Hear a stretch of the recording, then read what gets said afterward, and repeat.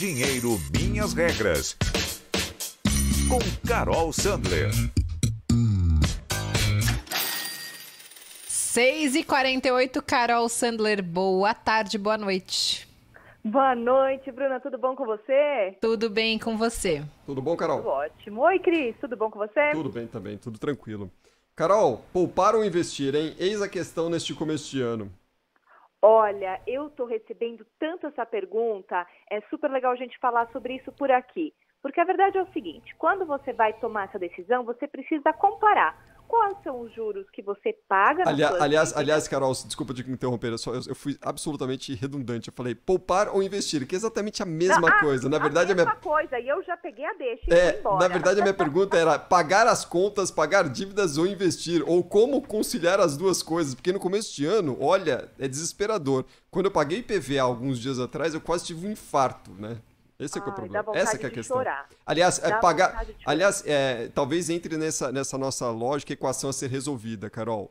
Pagar o IPVA à vista, pagar o IPTU à vista ou investir esse dinheiro? O que está valendo a pena? Como que a gente concilia tudo isso? Olha, vamos lá. Primeiro, então, vamos falar sobre IPVA e IPTU, tema de janeiro, né? A história é a seguinte. Você tem que olhar se tem desconto, porque algumas cidades deram descontos importantes, viu? No meio da pandemia, os municípios se mexeram e realmente ofereceram descontos importantes. Então, tem cidade que chegou a dar 20% de desconto no valor do IPTU, por exemplo. Faz uma diferença enorme. Se o desconto é de 3%, 4%, fica quase meio que elas por elas, mas você tem a vantagem de que não vai ter que ficar pagando esse tributo o resto do ano, né? Então, é importante que você veja como é que estão as suas contas, como é que está a sua situação financeira, se você tem esse dinheiro para pagar agora. Se você tem e o desconto está valendo a pena, aproveita, porque você já resolve, paga mais barato e se livra dessa obrigação pelo resto do ano. Agora, pagar as dívidas ou investir, primeiro é uma coisa que não dá para conciliar. Porque primeiro você precisa pagar as dívidas, eu vou explicar por quê aqui. Quando você vai tomar essa decisão, você tem que olhar as taxas de juros. Quanto você está pagando de juros nas suas dívidas e quanto você recebe de juros nas suas aplicações.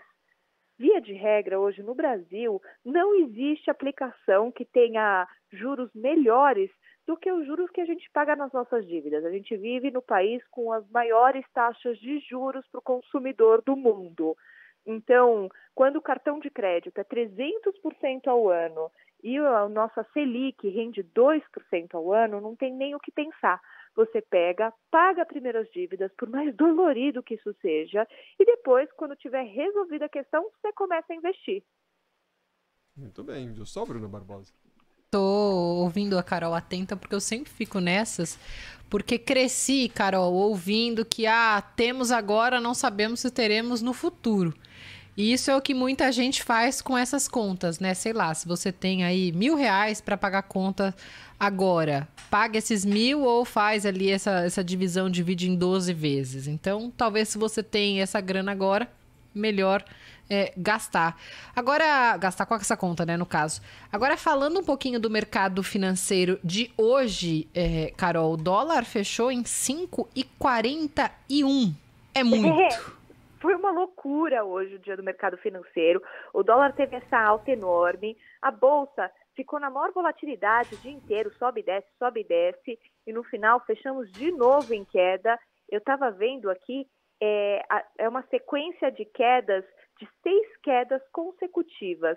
É a mesma sequência recorde em 5 anos que a gente teve, por exemplo, no ano passado, no meio da crise, os Estados Unidos com China, com o Irã. Olha, hoje o pregão realmente foi bem ruim, tanto para a Bolsa quanto para o dólar, e a gente acabou muito mais guiados pelo mercado internacional. O que aconteceu foi que saiu a ata do Fed, que é o Banco Central americano, e que trouxe ali aumentou a preocupação do mercado com a atividade econômica nos Estados Unidos, e muita gente começou a ficar preocupado, por exemplo, que juros tão baixos por tanto tempo nos Estados Unidos sejam uma política questionável no longo prazo. A mesma questão que a gente tem aqui, obviamente a gente não tem a máquina de imprimir dinheiro dos americanos, mas é a mesma questão com política fiscal e sobre a estabilidade financeira de uma forma geral. Isso azedou o humor lá fora. Mercado financeiro americano teve tombos bem importantes, viu? O índice Dow Jones, por exemplo, caiu 2%, todos caíram mais de 2%. E aqui no Brasil também não foi diferente. No final, a gente fechou em queda, o Ibovespa, queda de 0,5% aos 115.882 pontos. Ô Cris, você estava falando de IPTU, o Alex Sergi, nosso ouvinte, colocou aqui no chat do YouTube, falou: o IPTU da cidade de São Paulo aumentou 10% neste ano. Desde que mudei em 2012, o valor praticamente dobrou. Então, só fazendo um parênteses aqui, Bruno, a questão é a seguinte: a prefeitura manteve inalterado o IPTU. O problema é que uma grande parcela dos imóveis aqui de São Paulo, eles ainda estão sob influência de um gatilho que foi instituído na gestão Haddad ainda, que eu não sei não sei quando acaba esse gatilho, viu, Carol? Porque no meu apartamento faz uns 6 anos que aumenta 10%. Porque eu falo assim, mas quando que acaba o gatilho? Quando que entra nos eixos daqui, eu passo a receber um reajuste normal. Mas ainda neste ano você tem influência de um gatilho, desse gatilho da gestão Haddad.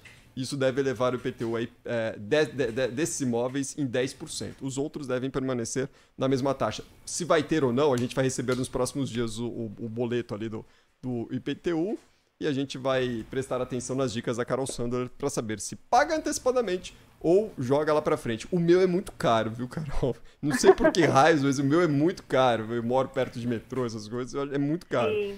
Mas então eu não tenho como, eu parcelo, porque senão a facada é muito grande no começo do ano. Mas eu vou começar a levar em consideração seus argumentos, viu?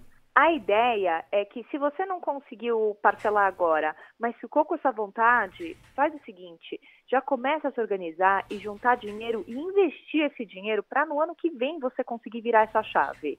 Se não deu para fazer agora, você consegue se organizar, pensar quais são as contas, por exemplo, de janeiro que sempre estragam o meu começo de ano, soma quanto isso dá, divide por 12 e começa a poupar esse valor mensal.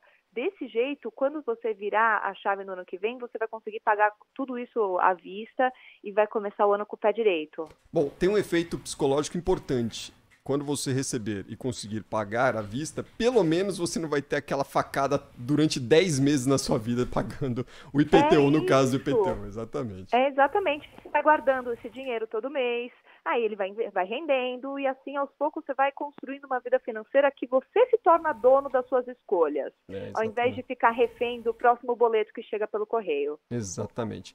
Carol, um beijo, até amanhã, companheira. Até amanhã, queridos. Tchau, Carol.